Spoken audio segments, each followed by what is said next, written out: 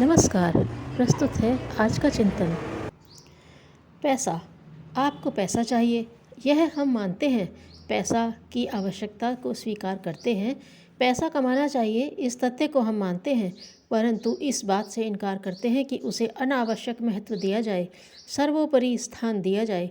भोजन, वस्त्र, अध्ययन, अतिथि सत्कार, विपत्ति निवारण के लिए जितने पैसे की ज़रूरत है उतना कमाना चाहिए और बिना कंजूसी किए आत्मोन्नति के कार्यों में उसे विवेकपूर्वक खर्च करना चाहिए। जीवन यापन में पैसा एक साधन की तरह प्रयोग होना चाहिए, वह परम लक्ष्य नहीं बन जाना चाहिए। यदि ईश्वर की कृपा से आपके व्यवसाय द्वारा आवश्यकताओं को पूर्ण करने लायक आय हो जाती है तो कोई कारण नहीं कि अध्ययन, आत्मोन्नति, सत्संग, स्वाध्याय, परमार्थ, परोपकार जैसे अमूल्य तथ्यों की अवहेलना करें और पागलों की तरह पैसे की रट लगाते रहें। अपनी आवश्यकताओं को सीमित रखिए। निर्वाह और उन्नति के मार्ग पर चलते हुए जितने के बिना काम नहीं चल सकता उतना ही संचय कीजिए। जिंदगी भर के लिए आज ही जमा कर लेने की योजना मत बनाइए।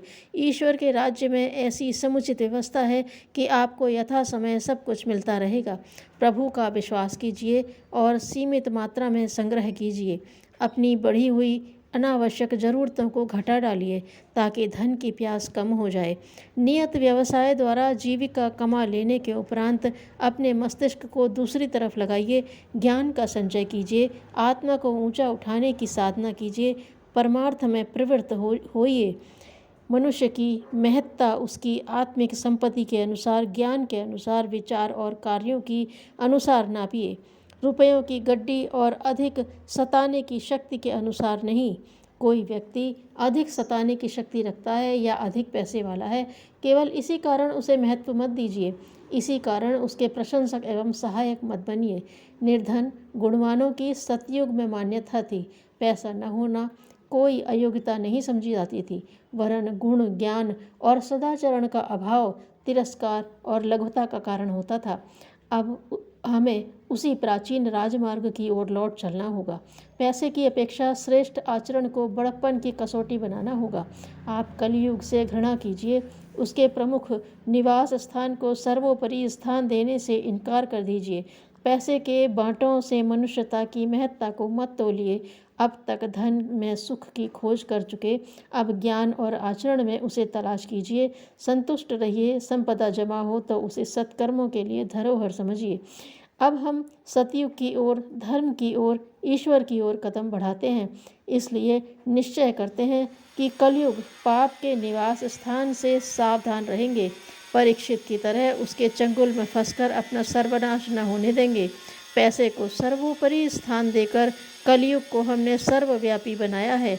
अब उसको पदच्युत करेंगे, असत्य को हटाकर सत्य की स्थापना करेंगे। जीवन की बहुमुखी उन्नति में रस लें। धन कमाना भी आवश्यक है, पर स्मरण रखना चाहिए कि धन कमाना ही आवश्यक नहीं है। जीवन अनेक मुखी है, उसका सभी दिशाओं में विकास होना चाहिए। जो व्यक्ति दिन रात धनोपार्जन के लिए ही सोचते, विचारते, कार्य करते एवं मरते जीते रहे हैं, वे भारी भूल करते हैं।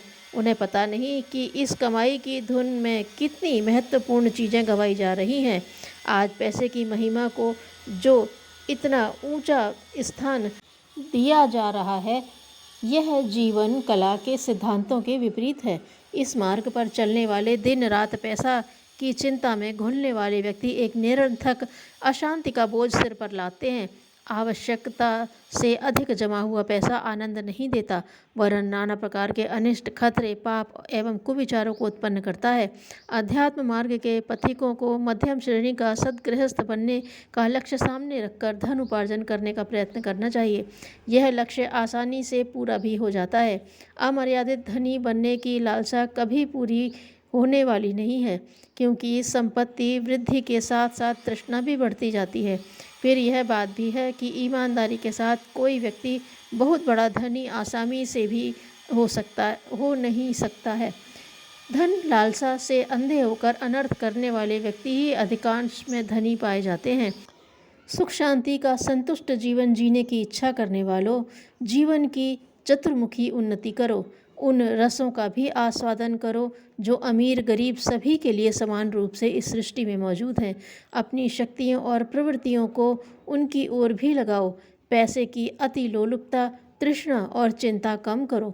अर्थोपार्जन के लिए मर्यादित शक्तियाँ व्यय करो, सीमित समय लगाओ। बचा हुआ समय उन कामों में लगाओ जो आंतरिक उल्लास को प्रोत्साहन देते हैं, जो लोक और परलोक को आशामय, उज्ज्वल एवं सुख शांति से परिपूर्ण बनाते हैं। परहित कर सकना सौभाग्य का चिन्ह है।